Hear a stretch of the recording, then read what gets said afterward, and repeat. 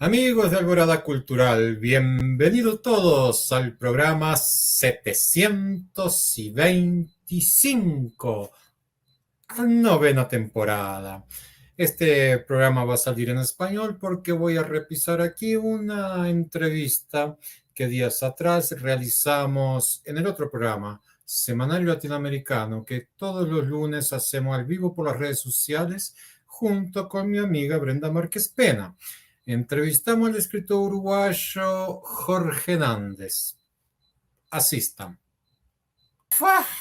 Amigo Jorge Nández. ¿Cómo Este estás, este Raúl? mundo está agitado, ¿eh, Jorge? ¿Cómo estás tú? Mucho. Muy bien y muy contento de volver a tu programa. Realmente mi agradecimiento a esta oportunidad para conversar. En este caso tuve la suerte de escuchar a eh, Pierre George, para tener información sobre este nuevo foro. Y mientras lo escuchaba, más allá de que me informé de lo que no sabía, efectivamente, de estos procesos internos que está teniendo el foro, seguimos en esas circunstancias de contradicciones en el mundo y acabamos de escuchar un esfuerzo magnífico que se está haciendo para darle continuidad al foro. Tú lo dijiste muy bien recién. Movimientos muy pequeños, con temáticas excluidas de la agenda mundial, de a poco se han ido haciendo camino, ¿no? Y Me ahora... acuerdo, Jorge, me acuerdo los zapatistas irrumpiendo en el Foro Social Mundial y denunciando cosas que de pronto todos sabíamos de una forma inconsciente, más ellos colocaron la dura y cruda realidad y que cuando tuvieron las cámaras enfrente supieron aprovechar. Hay minorías que se dieron mejor que otras, claro. Exacto. No, pero estaba pensando que si consideramos, por tomar una fecha de 1848, mediados de 1800 a la fecha, vamos hacia los 200 años de lucha en un modelo, régimen económico y social injusto, capitalista, y se van tejiendo las redes, se han ido a lo largo de la historia con grandes triunfos y grandes derrotas, pero evidentemente el proceso es muy largo, lleva mucho tiempo, los poderosos no son menos, pero son más poderosos, algunos. Y yo, mirá, recordaba hace algún tiempo en una conversación y después lo llevé a un poema, que en la década del 70, del 80, se soñaba, incluso las propias instituciones internacionales como la UNESCO, que en el año 2000 se iba a eliminar el analfabetismo. Ah, Y ni el analfabetismo, ni el hambre se ha logrado reducir. Se ha mejorado la calidad de vida a costa de los sacrificios, de los millones de... Se han trasladado las condiciones de explotación de una zona a otra más intensas, pero la clave fundamental de la injusticia sigue existiendo y con ella las libertades recortadas. Por cierto que se ha cambiado mucho, ¿no? Hay evidencias, todas estas luchas han dado, en el caso de la mujer, 1917, primera y segunda década del siglo XX, esas grandes mujeres que se generaron en torno a movimientos. Bueno, 100 años después encontramos machismo vigente, pero cambios y apertura de alguna forma para que la voz de una mujer adquiera la dimensión que le corresponde. Es más, ¿sabes, Jorge, que todavía en nuestra querida Latinoamérica hay algunos lugares donde mujeres continúan presas por haber abortado? sí, sí, sí, sí, Algunas, sí, o sí, sea, Duele, Sí, duele mucho porque, o sea, hemos visto la lucha ingloria de las mujeres, siempre carne cañón. El capitalismo no existiría sin ese exacto, racismo y ese sexismo, sin tener los negros, los pobres, las mujeres, los indios, exacto, todos bajo la pata, analfabetos trabajando por 4 pesos. Pero, exacto. Jorge, vos venís de muy lejos, venís de mi paisito, que ayer tuvo una jornada cívica histórica, reconfortante, independiente de los resultados, pero hoy veía las fotos. Bueno, le cuento a la audiencia que ayer en el Uruguay se votó un referéndum, una cantidad de ley que el nuevo gobierno, salteándose el legislativo, impuso, el Poder Ejecutivo. Está aquí, 500 leyes, modificando todo lo que era, bueno, de esa la gente, la oposición, dijeron, este no, este no, este no, 135 artículos de esos 500, no hay condición, porque son los que recortan derechos, facilitan lavado de dinero, el punitivismo del Estado, el autoritarismo de la policía encima de los pobres, aunque mano blanca con los grandes narcos, ojeros, en fin, no vamos a entrar en esos detalles, pero hubo una elección y el gobierno consiguió mantener esa ley con un porcentaje de un punto más o menos de diferencia. Y lo Sí. que te decía, Jorge, hoy veo la foto y aparece una chica con un auto conversible, un BMW descapotable enfrente de la Casa de Gobierno celebrando. Y otro chico encima de su Mercedes-Benz, también la Plaza Independencia, celebrando. O sea, está todo bien, deben celebrar. Pero la sociedad uruguaya, Jorge, porque mis amigos me acusan de que como yo no estoy en Uruguay, no puedo hablar de Uruguay, ¿viste? Tampoco puedo votar. Bueno, usted que está ahí, ¿usted siente esa mudanza en la sociedad uruguaya? Ahora se expone más. ¿Cómo es eso? Porque antiguamente los ricos andaban de alpargata para que no le fueran a pedir alguna cosa a los bichicomes. ¿Qué ha mudado nuestra sociedad, Jorge? Explícame. Ahí está la foto. La saqué yo, ¿eh? Esta foto la saqué yo anoche. Hola, ¿la Saqué- viste entonces? Es que Bueno, lo estaba mirando, era un BMW, que es este, lo saqué porque justamente era, creo que, el modo de representación de lo que estaba, de lo que está pasando en la realidad. Esto es, exactamente, hay fue lo que un sentí gobierno yo. de derecha que se declama liberal, liber- comprendiendo las libertades, democrático y demás, pero en el fondo es un gobierno de clase, es la derecha que está gobernando, y esta chica que la Cámara toma y además le hacen la entrevista, vino a representar perfectamente, imagínate lo que significaba para un veterano de la década del 60-70 escuchar que ella era una militante que había estado intentando colocar con dificultades la bandera del Partido Blanco sobre el capó de su BMW y con una botellita de agua. Está bien, tiene derecho a festejar y tiene derecho a ser Tiene, tiene, hija, sí. sin ninguna duda. Pero lo que quiero decir es que efectivamente hay en nuestro país que desde el 85 a la fecha ha tenido un ejercicio democrático pleno, las elecciones se han cumplido con rigor, con las dificultades naturales que implica llevar adelante una campaña electoral, pero hay una democracia sólida. Ayer fue realmente un día de movilización social pro la votación para expresar ideas. Naturalmente que las ideas siempre están tamizadas o están cruzadas por los pensamientos dominantes y las campañas que se hacen para cualquiera de los lados. Pero en ese sentido, debo decir, y quisiera añadir algo más, Raúl, tal vez me desvío un poquito de lo que señalabas al principio. Este proceso de la ley de urgente consideración, LUC, como la llamamos, para ser rápidos con la sigla, abreviar el tiempo, fue un conjunto de leyes que mandó el Ejecutivo al Parlamento.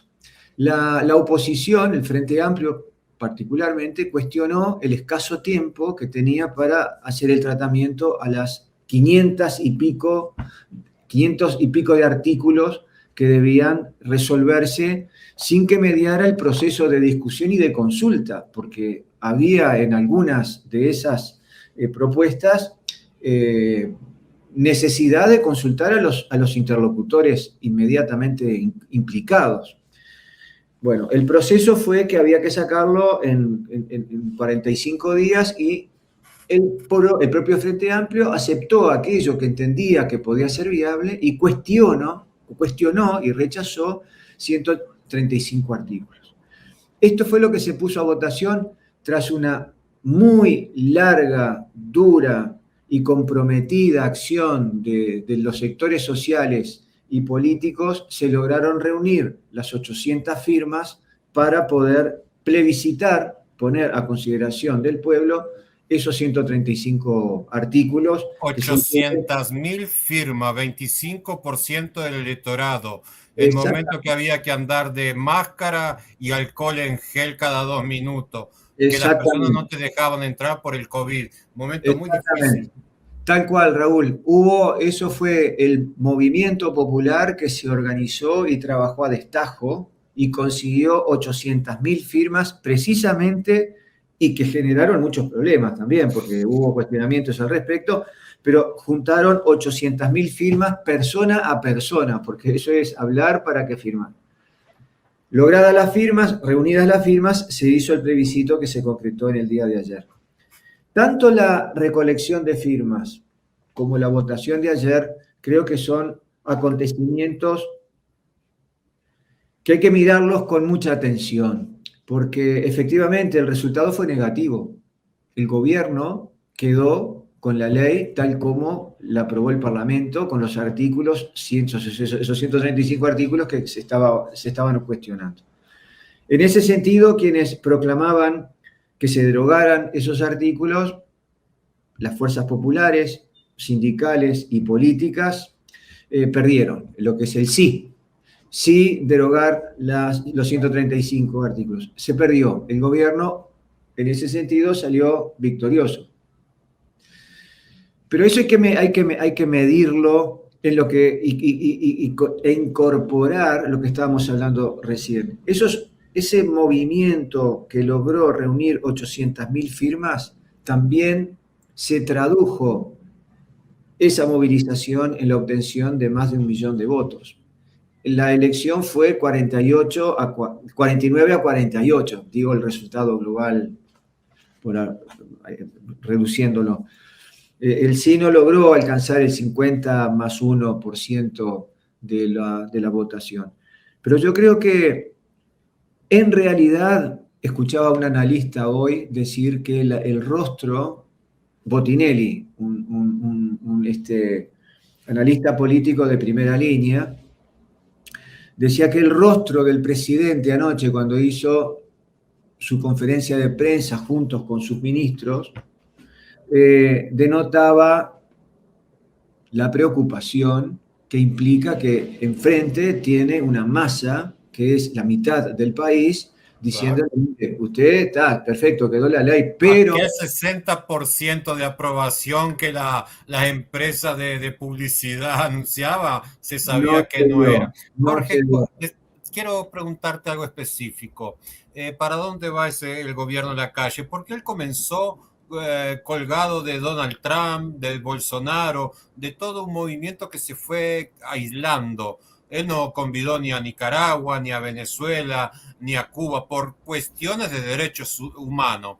Pero después no tuvo ningún problema ir a las monarquías de Medio Oriente, a aparecer en ferias internacionales. O sea, también los comunistas siempre tuvo tirria, hablaba peste de ellos, pero está desesperado para hacer un convenio comercial con China.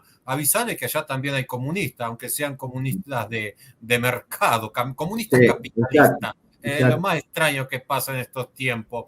Y bueno, y así en política exterior, el Uruguay se ha ido quedando chiquito. Este año con la llegada de Lula a Brasil y la salida de Bolsonaro, recordemos que Bolsonaro fue el único presidente que acompañó a la calle cuando asumió habían 500 personas en la calle que ese día y Bolsonaro las fue a saludar a todas allá.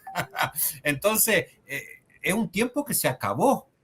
¿Y ahora en qué quedamos en política externa? Porque yo tengo miedo que nos bomben, se junte Argentina y Brasil y nos bomben de lo lindo a Paraguay y a Uruguay que se quedan colgados en alfiler ahora. Porque ¿qué política externa va a poder ejercer Bustillo ahora si él hablaba mal de Biden y favor de Donald Trump? Ahora llega Lula, pero ellos eran aliados de Bolsonaro. Qué situación incómoda en política externa. No alcanza mi entendimiento, Jorge. ¿Qué pensás al respecto? Yo creo que en cuanto a la política externa, tomaría un caso en particular que muestra una, como decimos en el campo, una resbalada. En el Mercosur, el presidente uruguayo intentó promover, allá lo reiteró, pero va perdiendo fuerza, ese criterio de hacer los acuerdos, sí desde el grupo del Mercosur, pero eventualmente tener acuerdos bilaterales. En algún momento, desde el gobierno de Brasil, dieron como un aval a esa posibilidad a través del ministro de Relaciones Exteriores. Argentina cuestionó esa posibilidad y Lacalle en una de las últimas intervenciones ya fue más directo sobre el punto y generó tensiones. Yo creo que esa irrupción pecó de inexperiencia y de alguna manera ¿Soberbia? De soberbia, creo que sí, porque fue como jugar a lo grande y decir, bueno, Uruguay va a salir por esto y evidentemente Uruguay en el concierto mundial no es un país que esté en los círculos centrales de poder político y económico. Entonces, Jorge, el padre del presidente fue uno de los fundadores de Mercosur. ¿No le avisó que Argentina y Brasil nunca le van a permitir poner un kiosquito chino aquí en el Mercosur para vender a los vecinos? Yo creo que y a esto quería llegar, el propio Bolsonaro ya no corre esa... Se abrió, claro. Y claro, entonces, no sé, ahora esta ida a Arabia y que izaran la bandera, el edificio más alto del mundo reflejó 70 lucas costó. Creo que son espejitos de colores. Es muy difícil la situación como para que Uruguay pueda, más allá de que esté vendiendo muchísima carne a China, que esté exportando a China muchísimo, creo que hay que tener el raciocinio de sostener y mantener el vínculo con los países que está integrando el grupo de Mercosur. Creo que eso es imprescindible y hay que saber sortear con inteligencia las dificultades que puedan circunstancialmente plantearse. Él fue muy radical. Contra el presidente argentino no tuvo miramientos en enfrentarse y discutir, pero de palabra, porque en la vía de los hechos, si la Argentina tiene muchísimos problemas hoy nuevamente recrudeciéndose esas diferencias internas entre el presidente y la vicepresidenta, pero al mismo tiempo tiene del otro lado un país poderosísimo del cual no se puede desconocer que marca, y además el bloque no se puede destruir ni desconocer. Tiene dificultades el Mercosur sin ninguna duda. Es muy difícil. Yo trabajé en el ámbito de la enseñanza, que se trabajaba muy bien, creo que era una de los buenos círculos de trabajo en Mercosur, tanto con Brasil como con Argentina, como con Paraguay, en la parte de educación. Pero me parece que es un punto en un mundo en el que los poderosos son tan poderosos y cada vez más que con agrupamientos de esta índole se pueden llegar a sostener. Y América Latina sigue padeciendo, sigue siendo... Somos el último orejón del tarro. Solo servimos para vender productos, materias primas, para lo único. Seguimos vendiendo materia prima. Ahora, ¿Cómo está Brenda? ¿Llegó en casa bien? Sí.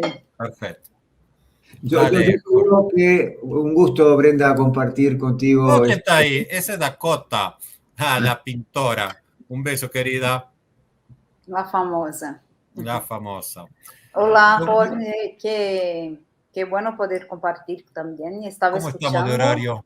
Hay tiempo todavía. Jorge, por supuesto, tú eres escritor, no sé, también haces poesía. Estamos aproximando de nuestro momento en que compartimos poesía, música. Después quiero que, así que posible, puedas compartir con nosotros también de tu poesía. Antes de tu poesía, Jorge, contanos del programa que estás haciendo con un mexicano. ¿Cómo funciona y cuánto? Antes de contarte esto, quisiera terminar haciendo un comentario, una reflexión sobre la elección de ayer. Yo creo que podemos ver, aunque se perdió el referéndum, las fuerzas populares, el movimiento popular y político de izquierda, ha logrado un paso muy importante en cuanto a sostener su constitución, ver perspectivas y sobre todo encontrar el desafío de este movimiento que alcanzó el 50%, prácticamente el 8% de votos, y que eso es un compromiso a seguir adelante y no bajar los brazos. Haber perdido la elección última, un golpe, sin ninguna duda, pero también prácticamente la votación de este referéndum obtuvo prácticamente el mismo porcentaje del balotaje de aquel momento. Entonces, al cabo de 2 años se ha logrado tener esa fortaleza, y eso es un desafío realmente cultura que debemos seguir impulsando e inspirándonos. Jorge, desde el punto de vista de la oposición, yo creo que esto no es tan malo para la oposición, esto porque el mandato está estipulado, va a continuar, pero las políticas de recorte, estoy escuchando una música, Brenda, ahí, las políticas de recorte van a continuar. Sin ninguna duda. ¿Quién está con música? Que la van a implementar, suponemos que se puede implementar también, de manera que esto a la oposición le fortalece. Este resultado es un paso de fortalecimiento. Vos sabés que el Frente Amplio Uruguayo está en un momento de transición. Acabó la etapa de los dinosaurios, se murieron Tabaré, Huidobro, ya el Pepe y Astori están de pijama en casa y los nuevos referentes no acaban de afirmarse. Esto hay que tener voto, hay que tener espalda para encarar y bueno, los nuevos referentes están muy nuevitos todavía. Marcar esa voz de positiva, es decir, no hubo derrota, fue un reforzar el camino, es seguir. La lucha no termina, es dura y larga, así que, y ayer fue un paso adelante. Una frase que nunca escuchaste, Jorge, la recompensa es el camino. Sí. Bueno, lee poesía, Jorge. Leo poesía y quiero decirles que voy a leer un poema que escribí, 2 poemas que escribí hace mucho y que me lo hace revisar este momento horrible de guerra que estamos viviendo nuevamente, otra guerra más que se suma a las guerras permanentes en el mundo. De un libro que tiene como título Los rostros de la cara, un poema del número 5 que dice así: hoy encontré a mi hijo detrás del mapamundi, traspapelando fronteras, interpretando océanos, trazando pendientes y paralelas, en un afán de incertidumbre, atrás de las migas, apartando huesitos, con ansiedad de hombre, con sus ojos que siguen preguntándome, ¿por qué siempre un tiro en la sien? ¿A qué tanta metralla? Yo me quedo en silencio, contemplando la historia. Otro poema del mismo libro, el número 15, dice: hoy nunca tuve ante mí una clave cerrada tan para siempre.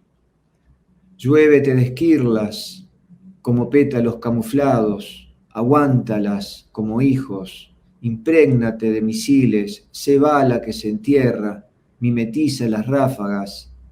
¿Por qué tanto alambre? ¿Para quién tanto? Me sobran las manos a esta altura y ya no puedo rascarme los aviones hacia dónde, negros, políticos que retumban en los riñones. ¿Qué cadena esta condena que nunca hemos quedado? ¿Otro? ¿Acabó? Leo otro Dale. que se llama Trama, y este es de esta época. Hoy lluevo lentamente en el escuálido límite de una esquina. Acopio el golpe cano e hilvano en un rosario las muecas pardas, el gajo burdo, la irreverencia del impacto. Acumulo, mano sobre piedra, una confianza descreída entre las arrugas de los verbos. Sé del resentimiento y su sino rancio. Sé que se consume a sí mismo y arrastra. Ignoro desde qué lugar y punto de vista ubicar la abulia para obviar el vacío. Persigo calles, Oficial 2, 470, por ejemplo, el transparente apenas verde y medio seco que echó encías a las palabras. Rasco las pulpas de los días y por una noción intuitiva insisto. Surcida la mirada disimula esquiva. Libros y retamas ensoñaron la distancia con pronósticos cercanos, un diagrama político en vísperas de estampidas. Las cartas, los discursos, las declaraciones, las enmiendas, los programas quinquenales, la planificación científica que se estiran como una manía histérica. Una secuencia ilógica, hipotáctica se entrevera en incordio de espinas. Por un frenesí que ignoro, fueron haciéndose invisibles los paradigmas clásicos, las estrategias tácticas, la perspectiva materialista, la concordancia heteróclita, la lucha de clases. El analfabetismo se transmutó en cartel de anuncios en los andamios de la UNESCO. En el lobby se hicieron círculo inicuo los derechos. La forma se convirtió en masa y se hacina. Se agosta el espacio. Amarga la retina, ve el silencio de lo mínimo. Hasta un disparo fútil queda mudo mientras las agujas desvarían en las rampas de la orilla. Hoy lluevo lentamente y escondo el desánimo detrás del espejo para entibiar el frío. Lluevo crudamente, en un impulso evanescente, aunque haya niños que nazcan. Bien, Jorge. Bien, gracias por tu poesía. Decime qué andas haciendo con Abel Pérez Sí, Rojas, te creo que es cuento. mexicano, ¿no? Él es mexicano, yo te había conversado y tratado de vincular con él también. Él es un doctor es abogado, pero se ha dedicado a la educación permanente y tiene un portal que se llama Saber Sin Fin, que da lugar a muy diverso tipo de materiales de divulgación, ya sean científicos, políticos, históricos, geográficos, en fin. Y uno de Recomendamos, ¿vio? esos programas se llama Poesía a las 8, hashtag Poesía a las 8. Y en ese programa han estado hasta el momento participando escritores de distintos países. Colombia, tiene un día de salida, Argentina, Chile, Uruguay, el propio México. Los miércoles a las 10 de la noche de Uruguay está saliendo, hace ya un año y pico, poesía de Uruguay. Es una conversación de presentación del escritor y luego lectura de poesía. De manera que ese es el trabajo que creo que muy rico que está haciendo Abel Pérez Rojas, el director del portal Saber Sin Fin. ¿Cómo es que la audiencia encuentra tu perfil? ¿Dónde encuentra Repetí el site, repetí tu contacto, redes sociales para nuestra audiencia, por favor, Jorge. Sí, mi correo electrónico es jorge.nandes@gmail.com. En Facebook estoy como Jorge Nández, con Z, Nandez. Y en Twitter, lo mismo. Tengo una cuenta de Twitter, que no recuerdo exactamente cómo queda escrito, es @jnández, creo que es, pero bueno, con mi nombre aparece.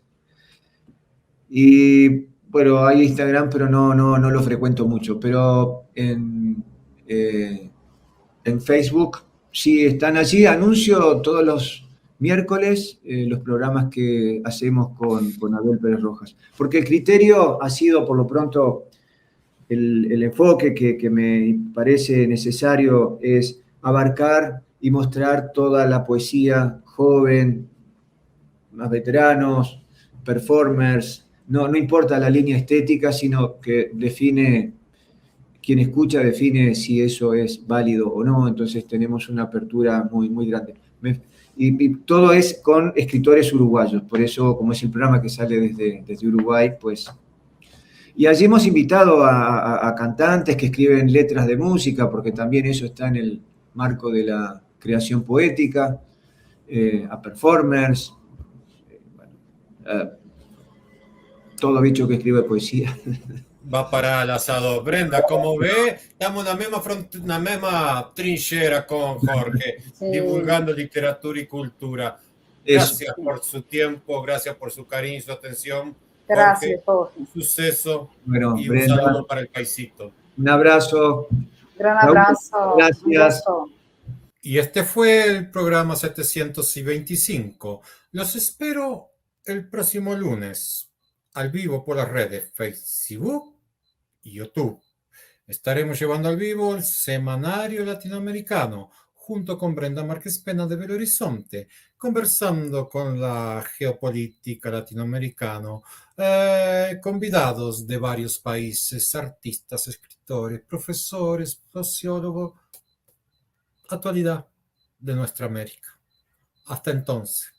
Y aquí, en la próxima entrevista. Nos vemos. Chao.